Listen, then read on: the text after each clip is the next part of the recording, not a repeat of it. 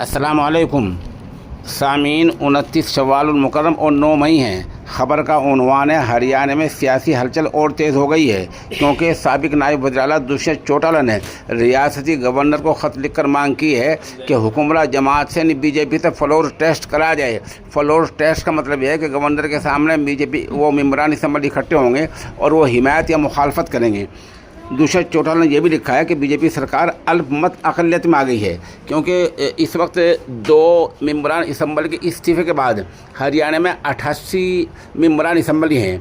88 में से 40 बीजेपी के पास हैं, 30 कांग्रेस के पास हैं, 6 जेजेपी दुष्यंत चौटाला के पास है और दीगर पार्टियों के पास एक एक है। इस तरह जब 3 आज़ाद मेंबरान असम्बली ने बीजेपी से हिमायत वापस ले ली है तो बीजेपी सरकार हरियाणा में सुबह एतबार से अक़लियत में आ गई है। अब देखना यह है कि ऊँट किस करवट बैठता है। वैसे बता दें कि हरियाणा में जो असम्बली चुनाव होने हैं उनमें 6-7 महीने कुल बाकी हैं, मुद्दत बहुत कम रह गई है। ताहम इससे अंदाज़ा हो रहा है कि लोकसभा चुनाव में जो हाल बीजेपी का हरियाणा में होने वाला है वो सबके सामने है और उसके बारे में ज़्यादा कुछ कहने की ज़रूरत नहीं है।